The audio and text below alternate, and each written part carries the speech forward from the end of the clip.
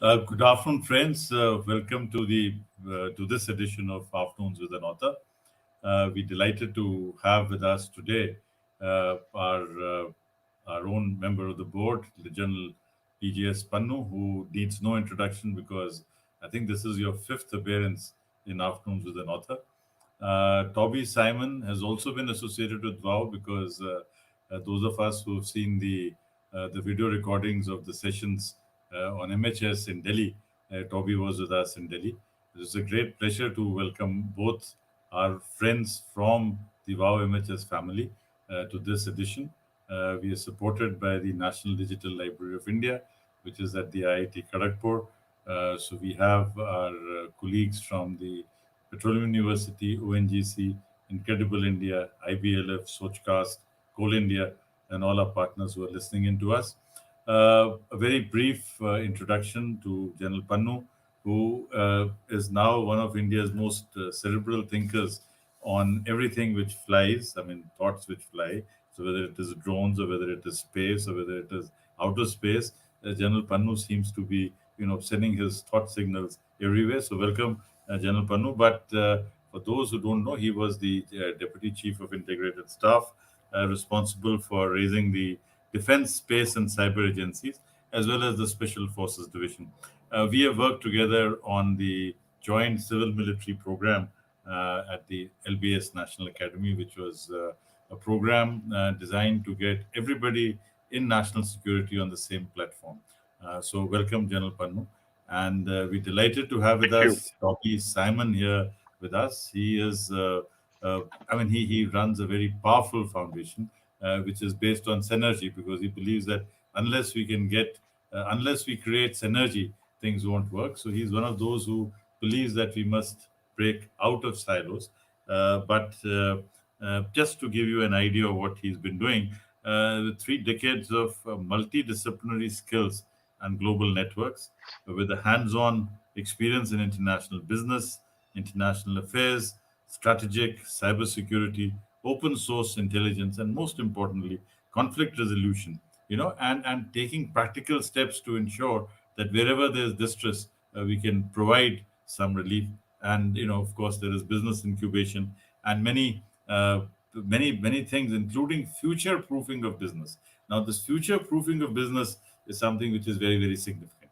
But as we go along, many of these thoughts will come up. But friends, as we are aware, our talk today, or our discussion today, is on the power of future machines, essays on artificial intelligence. And we're going to be specifically first talking about the seminal essay which General Pannu has written in this book, which is called Artificial Intelligence for National Security. This is a theme on which General Pannu has been expounding his thoughts at several fora. So what we'll do is that we'll first request General Pannu to give us his thoughts. Then I'll request Tobby to to ask some pertinent questions from General Pannu, and then the conversation will flow. Meanwhile, all of us who have joined us on this platform, do send in your questions on the WhatsApp or on the Facebook, and Program Director Tanya will be recording those questions and sending this over to the panelists. Over to you, General Pannu. Thank you, Sanjeev, for introducing me and the subject on which I have written, that is artificial intelligence, and in particular, artificial intelligence for national security. I'm very happy that Tobby is with us. His credentials you have spoken about, but Tobby and me have also spoken on a few platforms, and I really find him uh, not only very well informed, but I think he's got a great insight to the future on what technologies possibly can do, both the challenges that they will bring to us, which we have to handle, and also what is the capability that we can get out of this technology. So you mentioned about the power of future machines. Um, it is a book which actually was written over a period of time. I wrote my essay about 2 years back, and many things have happened after that. Um, but many other essays which have been written, they were selected globally by Rajiv Malhotra, and he's put them together. The background to this book is that Rajiv Malhotra 2 years ago had written a book, Artificial Intelligence and the Future of Power, and 5 battlegrounds. So, in which he's talking about battlegrounds for economic development and jobs, global power, psychological control and agency, metaphysics, and of course, the battlegrounds where he's talking about India's future. And that is where I think the main scare comes and a lot of caution comes that how is India going to cope up with something which is being thrown at us by the international community and by those who have excelled in technology already and are much ahead in the curve, whether we have been able to grasp the nuances of this new threat or the new challenge which is coming up, or we are up and about and are going to be part of the entire mainstream progress in the field of artificial intelligence. Uh, many people think that India has produced a lot of brains who write softwares. We have got Silicon Valley, equivalent in Bangalore and Hyderabad. We have a lot of youngsters who have excelled in various fields of writing programs for computers and IT specialists who've not only been working in India, but also largely contributed to the Silicon Valley in the United States. Those big names have contributed hugely towards the technology that we are talking about that powers the artificial intelligence and the future of it. But as far as the national security is concerned, we know that the concept of nation state has come about where we have defined territories. And in the defined territories, we first look at the challenges which will come to us across the land borders. And also, as the flying machines develop, the flying machines, right from First, Second World War, how they have risen to have the power projection through the air. So air defense became part of the continuum to defend our land borders. And ultimately, now we've landed up in space and cyber, which is the fourth and the fifth domain. So when you see that the technology is actually taken us to global commons and we start sharing our boundaries, which actually are not boundaries because you cannot define those boundaries as far as cyber and the space domains are concerned. That is where the scare comes from. That how are we going to defend ourselves and how is national security going to be managed if we are going to run on platforms built by somebody else, programmed by somebody else, and we are feeding into it how our mind works, what our behavior pattern is, and all these platforms are gathering the information, our own behavior, how we do our business within our communities, within a nation as individuals, who are the personalities at the helm, what do they think, which is the direction that the nation collectively is going to take if the bureaucracy and the leadership is thinking in a particular direction, how are the people forming themselves and what is the opinions coming up, how is democracy, which is so very transparent and public, going to do things which are going to empower without the outer world from where the threat emanates, uh, wanting to know the understanding of our vulnerabilities. So, if the democracy of ours or the openness of ours and the keenness to join the bandwagon to work on the platforms which are not built by us, not created by us, but are largely created in the United States or China, and we will increasingly talk about these two countries, then we are actually handing over our data, how we think, how we are supposed to be posing ourselves for our own internal security and the future strengths, what are philosophies and doctrines and policies which are going to come up, which are also getting largely influenced by the data which is coming from outside to us. It means that the data goes from here and the theories come to us as if they're our own theories, and the belief system gets created, which may not be our own belief system. And that is where Rajiv Malhotra has been very concerned about that we are inadvertently going to be playing into the hands of some we don't know.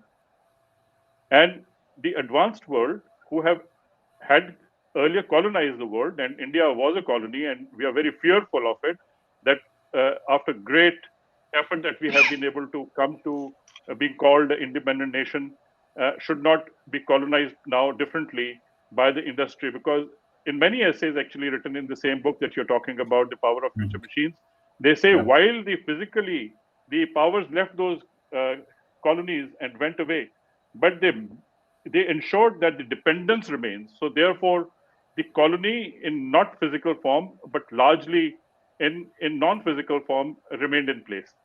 So therefore, if artificial intelligence is going to create those kind of circumstances in which we are completely dependent on the Western or the industrialized world, then how is the future going to be? And he fears that we should not, if not already, if we have not become the digital colony of the world, because in many places he talks about we have already been colonized by the world as far as the digital power is concerned.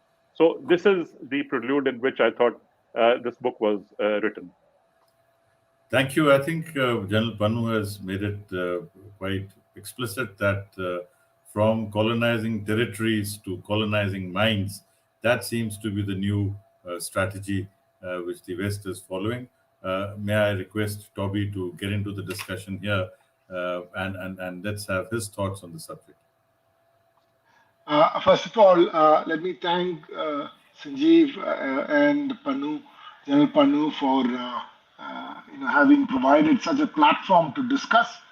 And I must also congratulate General Pannu for his outstanding article that he has written. I would just want to focus first more on his essay, and as he was kind to mention me that I look at things in the future, I also look at things in the past. That the idea of the title of the book of being the power of future machines, in somewhere in 1990. Ray Kurzweil had written a book, The Age of Intelligent Machines. And this is basically very similar to this. And it also takes in a lot of insights from MIT professors like Marvin Minsky.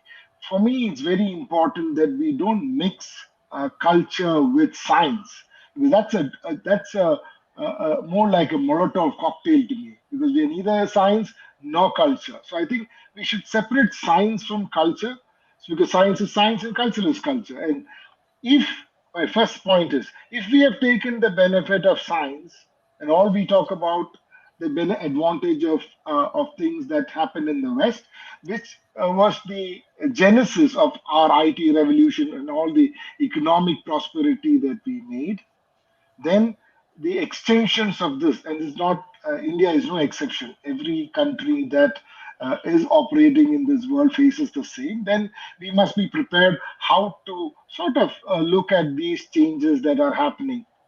So there are, if you look at from a technology perspective, there is a philosophical point, a mathematical, and a technological.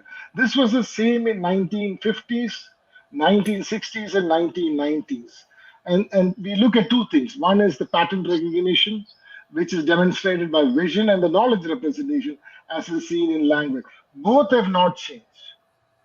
What has happened is that in the last few, if General Panu alluded to the colonization, to me, I take a slightly contrarian stance, because if you look at how India lost its freedom, it is not because of weapons or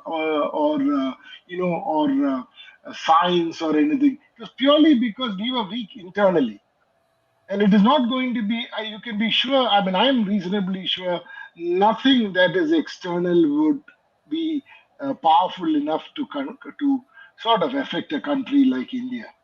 But what will be more worrying is what happens within the country. And history is a proof of how we were first colonized, last colonized by the British, was previously colonized by somebody else.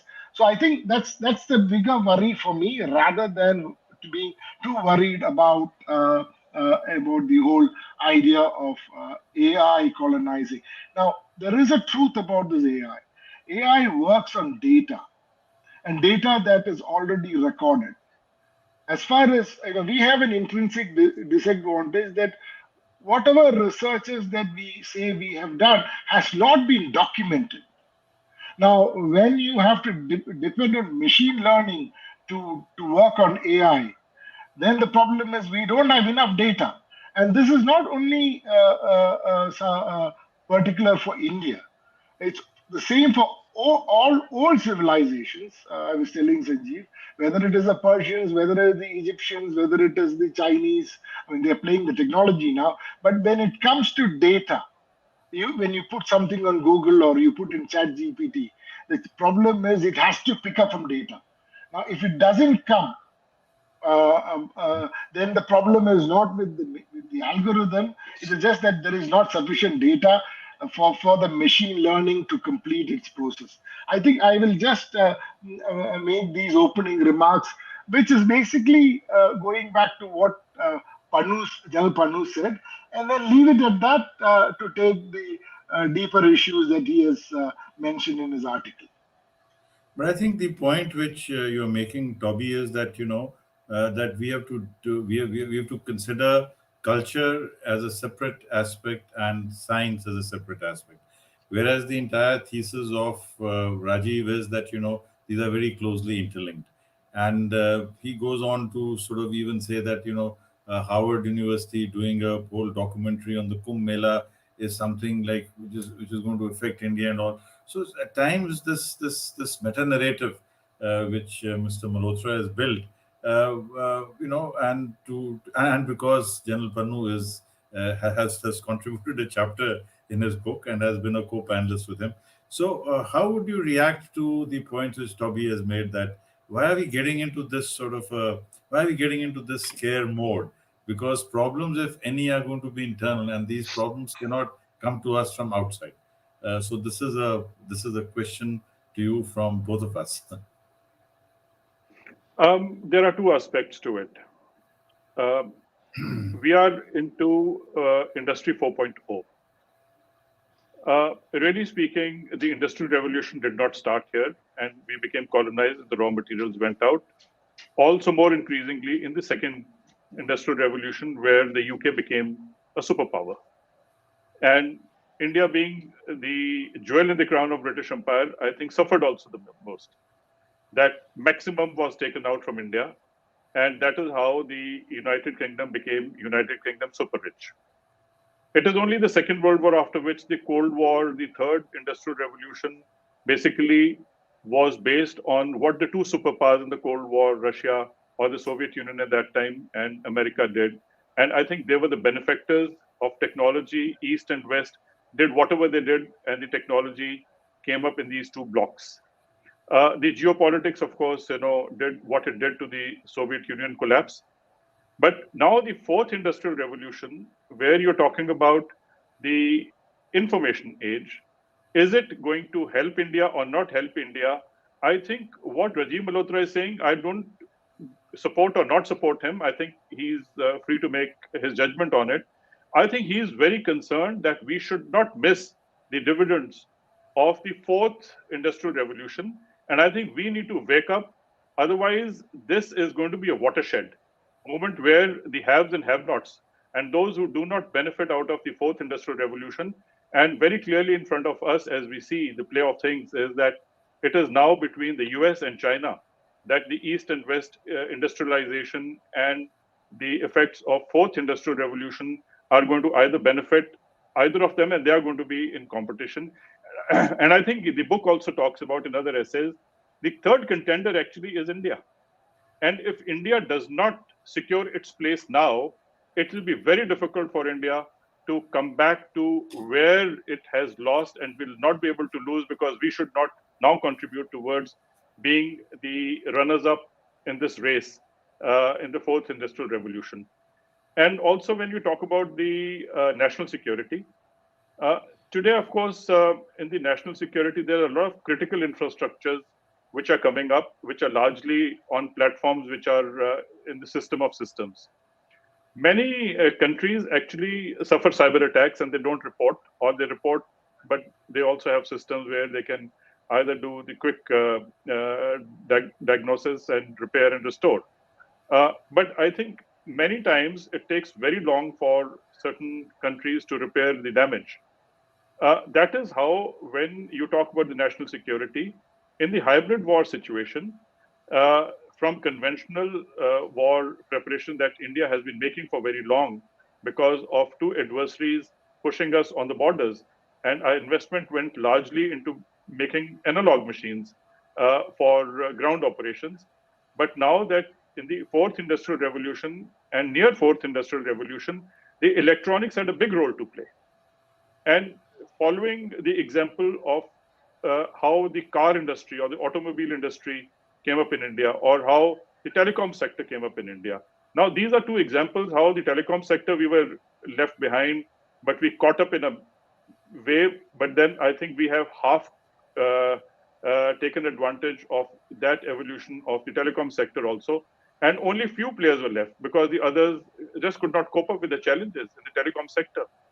Similarly, in the automobile sector, we were content with the cars that we were used to when we were young, Ambassadors and Fiats.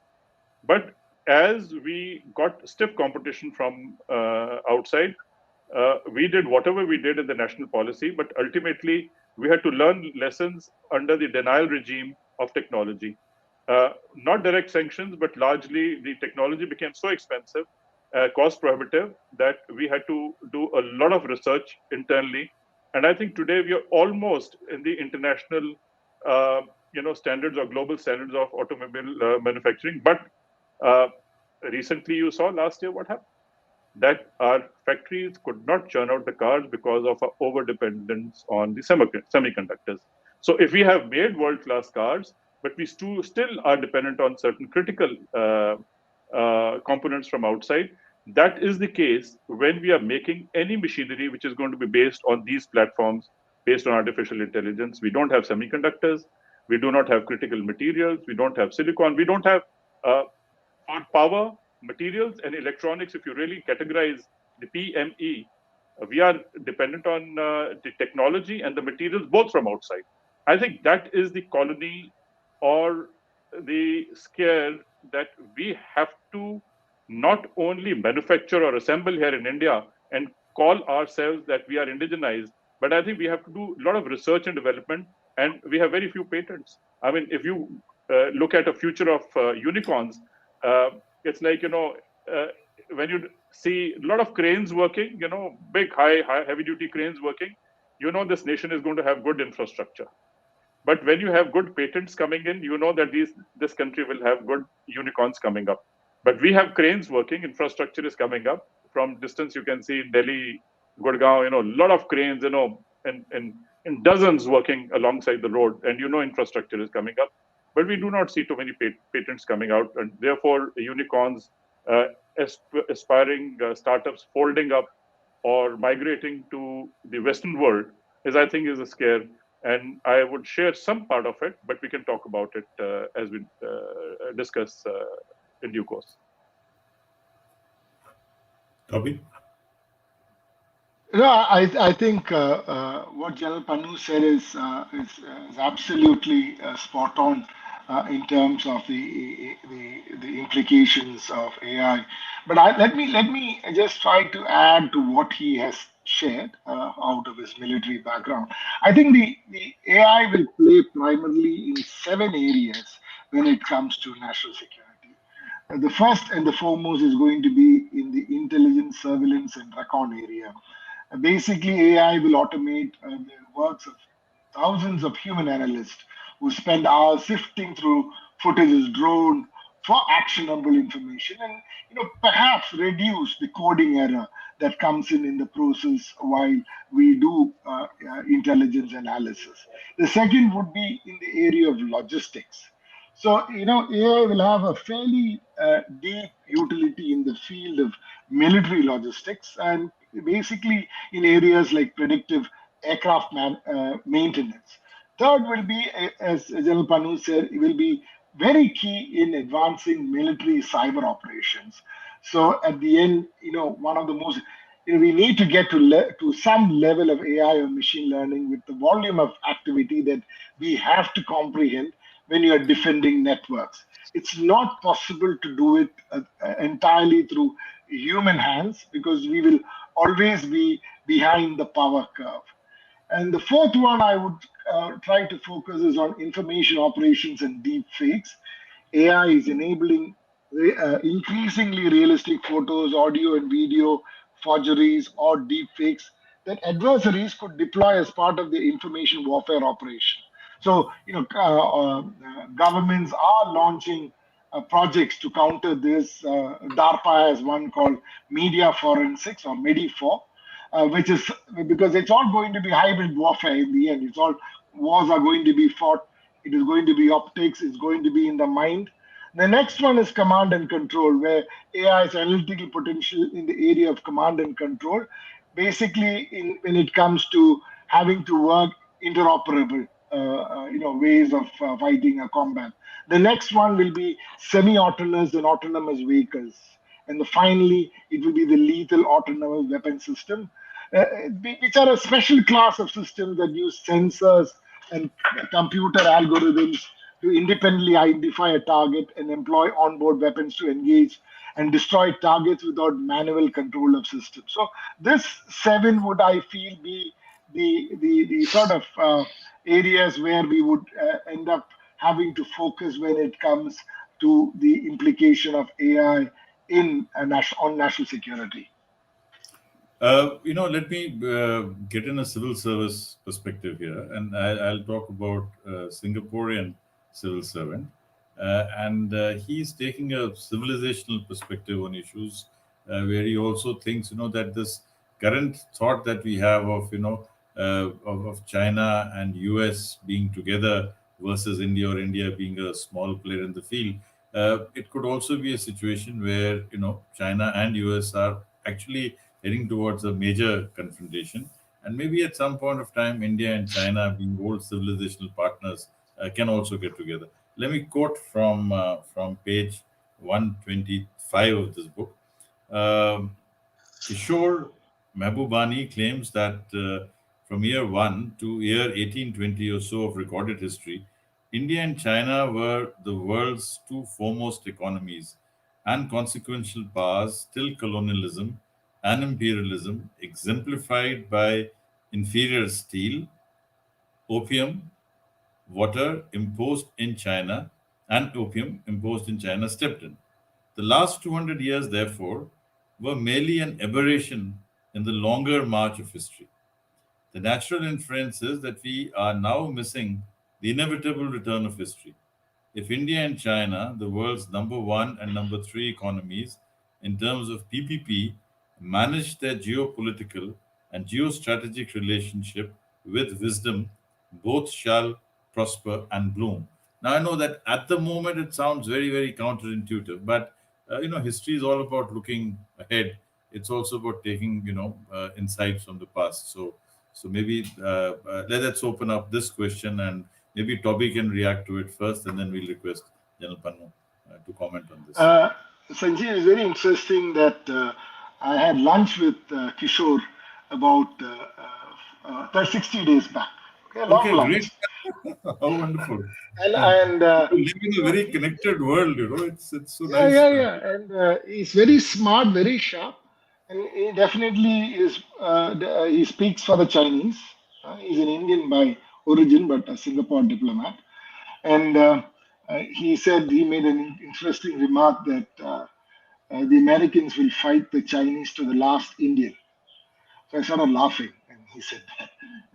So he brought in a lot of these points. The difference. But you see, in the Chinese psyche, there is one thing very important, that they are not willing to consider India as a relevant power unless they see that we have demonstrable heft. Perhaps the only time they saw it was around 2006, 7, 8, and where they felt that India might be a challenge to them. So I think we have to just forget China and manage that relationship somehow or the other. It will be too hard, too painful for both. I don't think either US would want to fight with China, okay, unless they're going to encircle it with other allies. But then, who takes all the pain? Similarly with India, I think it's all about managing this conflict. And I feel that the day we have heft, demonstrable heft, I think the Chinese language towards us will become much more easier. Until then, we have to manage. I don't want to open up more than that. We have to manage this. It's a neighbor. We can't displace it. So how do we manage it and be real about it? And I'm sure General Pannu would have his own insights. But mine is more as what's the consequence? In all these things. Are we ready to pay? Are they ready to pay? So it's something that is it so inevitable? They're not fools. They also know it's going to pain them also. So can we manage it and get our home and everything that we need to set right here in order? Mostly in the economic front. That's something that Kishore was saying, that the Chinese were able to take 95% of the people out of poverty. So that's something that he At was. what cost? At what cost and at what, because this is a point which even Rajiv and many people say that, China did this, China did that. But at what cost? I mean, we've not had a famine in this country post independence. I mean, the last recorded famine was the Bengal famine, right? And after that, we've been able to, to grow without any major distress. So that's also something that we got to take into account. So when this very one-sided narrative of everything being right in China is there, I mean, I feel a bit disconcerted with this narrative. But let's have General Pannu into the picture now. China is emerging as a power and threatening US. It's known. USA acknowledges it, and China states it. Second thing is, understanding China has been a challenge for United States as it is for rest of the world. It is, they have really isolated themselves very cleverly from rest of the world. And I think sometimes they also make light of the democracy and more so of Indian democracy to say that the kind of democracy India has, India will never be able to manage its affairs. Also, they have gone on record to say that they have no respect for India as a country. And they say, not only say it, but they believe in it. But they also historically feel that they suffered 200 years of their own national embarrassment. And now it is time for them to reclaim their position as the Middle Kingdom. As a result, their aspiration to become the superpower is not just a mere aspiration of leadership, but I think they have convinced themselves that historically, they, and in geopolitics of how they are, they should be the number one power of the world. And to practice being number one power of the world, obviously there are two major and of course many other side fundamentals which are important. One is the economic power and second is the military muscle. Chinese economy is largely known and now they have gone digital. And I suppose if they achieve supremacy in their own currency to a limited extent, or to an extent that they threaten the United States as far as the dollar supremacy is concerned, that is going to be a watershed movement as far as the overall the economy's behavior is concerned, because then it will be not only the China versus the rest of the world, it will be maybe other countries would form a consortium in the currency basket and go along with the Chinese. And I think that will be a movement where India will have to decide which way India has to go. Over 3,500 kilometers of frontier with China, India has had border skirmishes. We have not been able to settle the matters with China. And over 20 meetings have happened and they have not been able to come to a common understanding of where the borders should lie. And we have open borders, which we call LAC, and we are being pushed around on the borders, bases their claims and our claims, which we sometimes say in different words at different places differently. So over a period of time, they have now come and occupied certain areas in the last 2 years, and we know what is happening in the eastern Ladakh. They tried the same thing in Doklam. They have also come and occupied certain portions in Arunachal Pradesh in 85, 86, Somdrongchu. So all that has happened on the borders. Now, if India and China have to make a peace on the borders, I think largely the two leaders have to come together to decide that we have respect for each other, for mutual coexistence. And mutual coexistence is, I think, a terminology which they have. This is an overbeaten terminology, right from Panchsheel onwards: the mutual understanding, mutual cooperation, mutual benefit, and creating a climate of peaceful coexistence and all that. I think 1,000 times this has been written, but yet we have coexisted in the way we have coexisted. Now, coming to the point of India, whether India is going to make peace with China or not, I think it is not only India's choice, it is, I think, China's choice also. If they have to prove a military muscle, they have built their own military industrial complex. Where have they tested it in war? They keep doing firepower demonstrations here and there. America tests its military industrial complex in conflicts that they create, participate, or initiate. And their war machine is a corporate war machine. It is not a military war machine. In fact, I would say America is a corporate democracy. Their entire democratic thought runs on how business houses run, whereas India runs its democracy in a way that we are very clear about, that we need to evolve over a period of time and how we do business collectively. So as a result, if our military industrial complex is not as strong, and China built the industrial military complex and decides to test somewhere, then they have only choices to go either towards Taiwan, that is the South China, East China Sea, or come towards India, or create circumstances where they prove that Chinese military equipment is superior and they cannot trigger conflicts yet. So as a result, I think if China and India have to make peace, I think it is long way off. And secondly, I think the first Cold War going into the second Cold War, which we are set to have, is a digital Cold War. I think this equilibrium will also take some time to settle, maybe a decade or so. It is not that tomorrow we have to take decisions, but in our so-called positioning of strategic autonomy, really speaking, some people, some commentators say, no, you actually have swung, you're not so much into strategic autonomy because you're playing into the hands of some. But the point is, we have land borders. America doesn't have land borders. America can have the patience to wait, and they will not be harmed. Of course, 9/11 was what it was, but it is a very different demonstration, and they came back to the world. But with America retreating from Afghanistan, with certain areas from where America was, Syria and Iraq, America is no more there in that measure. So is America retreating, or is it a strategic retreat to reposition itself? And have they gone into South China Sea? That is also a question mark. The Quad is also a question mark. The India's role in Quad is also increasingly becoming a question mark. So as a result, I suppose nobody can say for sure whether India and China will make peace and grow peacefully together and contribute to that so-called 50% of the GDP of the globe. Yet, I think time will tell. Okay. Yes, Tobby.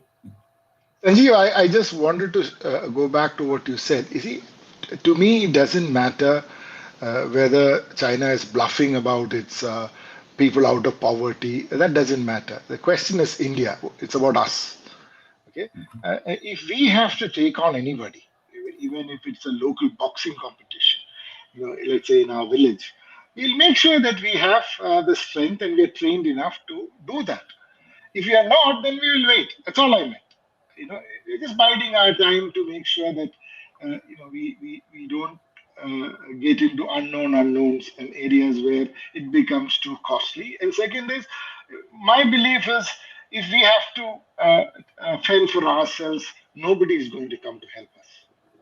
That's how in current politics, it's going to be us. So what strength? So Pannu has said so many things. So what strengths do we have currently that we can just say, we'll try this out? Maybe we'll have to do a little bit of wait and watch to see how others are playing, bite for a little time, and see whether, perhaps, who knows, history will come to our advantage. But did we overplay our card? You never know. It's a risk we will take, and I'm sure the strategic thinkers in India would weigh that option differently. But mine is always just to be a little more cautious, because there are lots of things we don't know. Certainly. So, General Pannu, so in this scenario, what kind of strategy would you suggest India should have? First, I will just give another remark and come to our own strategy, and I think it will link up very well. Um, Rajiv Malhotra gives an example of Titanic, crash of Titanic into the iceberg. And at that time, 100 years back, it was the state-of-the-art ship built, which was the strongest ship, which is unsinkable. So at the end of it, they say the ship had a sonar. Uh, it was built very well, but yet it went into an iceberg because the tip of the iceberg was still at distance, but something which could not be seen, as you're saying, unknown, unknown. Actually, that iceberg became unknown, unknown, and the ship got into the iceberg. And according to what he says and how I understand is that for almost 2.5 hours, it took people to realize that actually they are in trouble and they are actually going to sink. I think there was a dance party on. The captain was quite reassured that nothing much will happen. The OODA loop, as you say, the information did not flow in, or he did not understand, or he did not decipher or analyze the information that flown in. And so, therefore, even the lifeboats could not be deployed on time. Otherwise, if they knew 2 hours were more than sufficient to deploy all the lifeboats to get people out. But the ship sank when the dance party was still on and the band was still playing. So, in that, how he's linking that up with India is that he says, I'm only acting as a sonar. And you might think that the iceberg is far away, but maybe in the unknown unknown, it may have already come very close and you are just about to crash in it. He says, I'm just warning, let the captain make sure his sonar is on. He says maybe the sonar was off, or maybe he did not believe in the information that the sonar was giving. He is basically alerting the leadership. He is basically alerting the people to the ills of something which are on our doorstep and we have not taken care of. Because according to how he feels and how I feel is that once you lose, then you have already lost. Now, to trying to win a lost battle takes much more juice out of a nation than to first win and then go to war. And I think it is important to first win and then go to war rather than start a war and then decide to win en route. See, What we should do. I get the gist of what you're saying, and we get the gist of what Mr. Malhotra is also trying to say. But post-COVID, some things have happened. Post-COVID, some things have happened which the Chinese never thought would happen. And there's an entire set of literature which is also saying that, what China projects is very different from what China is. But we take the point which you're saying that the leadership always has to be prepared, the leadership always has to be ready. And in fact, even Mr. Malhotra points out that Niti has set up a committee, the army has set up a committee, and but there are other things which we have to take into account, and that brings me to a recent book by Rohini Nilekani, in which he says that for any society to grow, you need the sarkar, of course, the government has to be there. You need the bazaar, you need an open, independent market, and you need a samaj, you need a civil society where wherein all this complex will happen. So China, to my mind, seems to have a very strong sarkar. But as far as the aspect of bazaar is concerned, as far as the aspect of samaj is concerned, there are problems there. And unless all these things work together, you cannot build a 21st century nation only on the strength of the sarkar. Other components have to be very much a part of the growing model. And I'll come back to you because you have at various points of time, and in fact that point has come up in a conversation that while in India it is the entire nation going to war, in the case of China it is the nation and the society going to war. But let me put a contrarian view on the subject that unless the markets and unless the civil society is also playing a role, unless there's a little bit of tussle, unless there's a little bit of competition, a little bit of creative tension in society, you do not do very well. And the same analogy about the Titanic for India could also be an analogy for the leadership of China. I mean, even they don't know what's happening beneath the radar, because at least in India we know what's happening beneath the radar, and maybe we over project our difficulties, but there you have a leadership which is not willing to listen to what's happening in their society. And this whole belief that governments can control everything, I think, sir, it's an old 19th, 20th century concept. May not work in the internet age. But over to you, Toby. All these conversations, have to lead to these opinions, and I'm glad that there are different opinions, because if there was the same opinion, why have a conversation at all? So to you, Toby, and then we have a lot of questions coming in from the young students, so we'll try to respond to them. Sure. Thanks, Sanjeev. I think General Pannu has spoken well, and so have you, Sanjeev. The point that I mean, we're coming back to this whole discussion about machines and AI and how they are going to create asymmetry. So I think that the core of the book stems from that. General Pannu has worked on the military part. But, as one of the big changes I feel will be that as AI becomes more and more robust, military power, the growth of military power will get disconnected from population size and economic strength. Recently, there was a world fact book by an intelligence agency that in future, even countries with small, elderly, and declining populations may be able to use robotics and robotic manpower far beyond their human population size. So, looking at South Korea as a country. So, my sense is what we need to be concerned about is how do we strengthen our basis, our research, our fundamental science, so that we, as General Pannu was saying, that we don't live entirely on borrowed technologies or platforms. So I think the first focus for us to succeed is to strengthen the research that is there. And in the book, the author, Rajiv, has also mentioned about Indians working more for the Western companies. Now, how do you make paradigm shift of these? Like, for example, when I live in a city like Bangalore, I see that more than the best brains perhaps are working for the IBMs and the Intels, etc. But why is it that we don't get people who work in these companies to do startups? It's still going back to the IITs, the freshers who come and start up. So there are some fundamental issues that we need to address, and that's not a China problem or an American problem. Americans have been able to address it very well. They got the smartest people from around the world to work for them and do the research. The Chinese did the same. They sent them to America and got them back paying high salaries and to do all this research, including this gain for research, which caused the COVID virus, was an outsourcing from the Americans. So if there is something that works for these countries, okay, that people are able to go back and create valuable enterprises. It's not entirely the military who's doing this. There are people who are doing it. Okay. So how does that become workable in a country? There's something. And that chemistry we need to find. What makes people who study? Look at the number of students who are going abroad and studying. They never come back. So there are some structural things we have to address for these children to come back here. We have been discussing with the ISROs of the world here and some of the senior folks in DRDO. I said, when you are asking these startups who are coming out of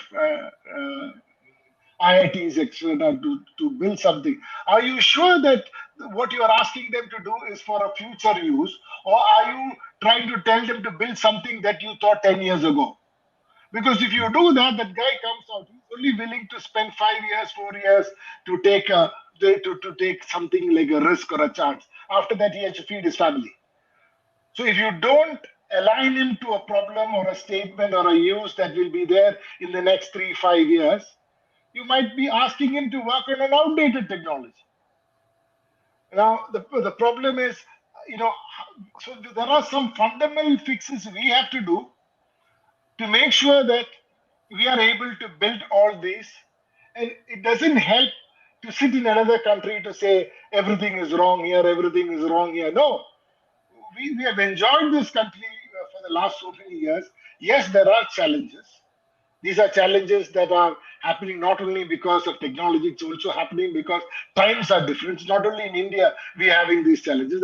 These challenges are happening in different parts of the world, including the US. Okay, so I think we have to play by it. We have to accept that it's a factor of time, but we have to create those mechanisms within our country, not external. How do we set this right? Even if it is incremental, moving that radar by 2%, 3%, 4%, in 10 years we can move the radar. So I think it's for people who take decisions, who are at the helm of these, government policies or R&D institutes, to see how do we align what the world needs. Like, for example, we had an American ambassador who came to our office recently, and I asked her just one question: tell us what is the conflict that you think will happen, so that our engineers can start also building for larger, not just for very localized things. I think there is a big picture that we can draw, and General Pannu mentioned about there are big requirements that are coming up in the Quad. They're coming up in many parts of the world.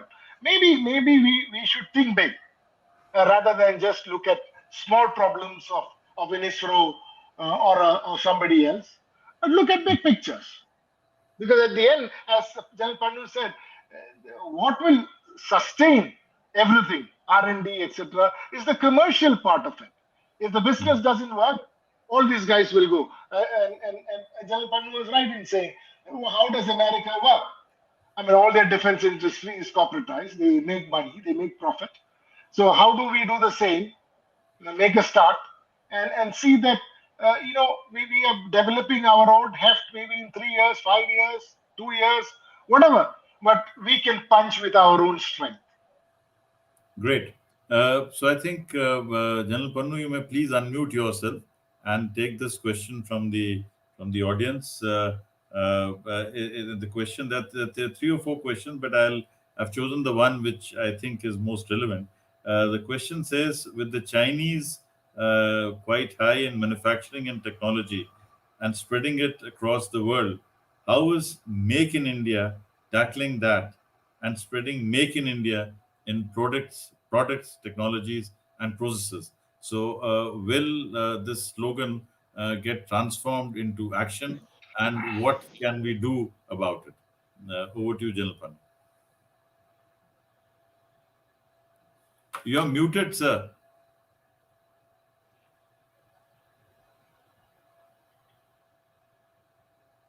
Yes. There was some problem in my sound. Could you repeat the question? Yeah, we've just had this conversation, and these are now questions from the audience. It says that with Chinese very high in manufacturing and technology and spreading it all across the world, how is Make in India tackling this challenge, and how do we spread Make in India products and technology? So it's basically, asking whether Make in India is just a slogan, or are we putting some muscle behind the Make in India and all these things about the defense corridor and everything that you have been discussing over the last few years? As far as Make in India is concerned, it is a correct direction, and I think isko bolte hain der aaye durust aaye. We have to make in India, because self-reliance is the only time that you can say you actually became independent. Otherwise, you are still enslaved. You're still a colony. If you have not invested in your own product, in your own industry, in your own R&D, your dependency does not grant you independence. So it is only a fake independence. Today, again, the CIPRI reports say that we are the largest importers of military hardware in the world. Number one, I mean, what kind of a distinction is this? But you cannot do Atam Nirbharta overnight. It takes time. Indigenization takes a lot of time, for the simple reason that the technology, which is the niche technology, will never be parted with by the advanced nations, because that is how they are advanced. If they part the advanced technology or niche technology, then they are allowing the people behind to cross them. Therefore, we have to do our own R&D. And I think one question is, look at the IITs we have. I think they're doing an incredible job. But the data shows that how many IIT graduates are working for DRDO and ISRO. And I think you will be surprised that in DRDO, not even a single digit. So therefore, where are the IITs going? Are they building a private industry for themselves, or are they working for Western countries? I think that is the policy change that we need to do. If you are going to be studying on government expense, you rather contribute to the national effort, and that is how the whole one nation approach comes up. Why is IIT producing graduates, or producing skilled people who are not going to work for India? And I think they are the ones who need to build our own DARPA. And as I'm saying, in ISRO and Let IIT, me these people should let be me there. just raise a question here. If the IIT's graduates are not willing to work in DRDO, is it a problem of DRDO or is it a problem of IITs? I mean, are the DRDOs providing that ecosystem for people to remain there? I mean, that's the problem which Indian doctors have. That's a problem which everyone has. So, is it something to do with the ecosystem of IITs?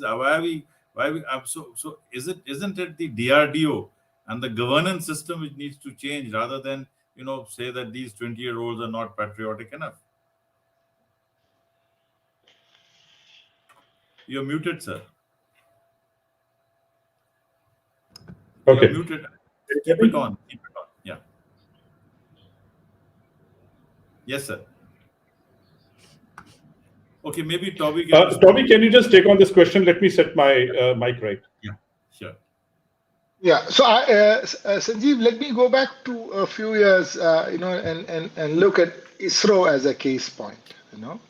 There was a big push on space. It had a national character, and we saw some of the finest engineers in the world, in India, joining ISRO. Okay, so they need not come entirely from IITs. Okay, but you had some of the brightest minds that came. I mean, if you look at currently the CEO of Microsoft, he's not IIT guy. He's from another university. Nokia guy was also not IIT. So I'm just saying, while IIT is nice, perhaps they have a much higher level of aspiration, that they enjoy working for platform companies in fintechs where nothing much of their brain is used. If you see what they do in fintech and all that stuff, okay, it's not something which somebody who has to qualify that sort of an exam need to necessarily do. But the trappings of economics are so high that people might not give that credence to doing something for the nation. But as General Pannu said, if people are using Indian money to study here, funded by government, then there must be a commitment for them to do some work here. Whether whatever is the case, they cannot take the fees. It's like you are having Indian companies doing a lot of startups here, using electricity, water, that is provided by the country, getting a lot of benefits, and finally they just sell that company to somebody. I mean, at least one thing they should do: keep the IP here. So let the company be sold. Maybe somebody else knows to manage the business well, but at least the IP is here, so that there is some revenue that comes back to the system. I think the government Thank you, must be Tobby. proactive. We're just running out of time now, so we'll request General Pannu to make the last comments because we must close in the next 2 minutes.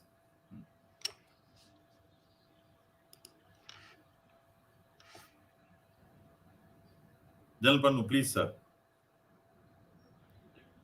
I think it is a technology today which is giving me a bit of a challenge, but I think I'm somehow trying to manage it.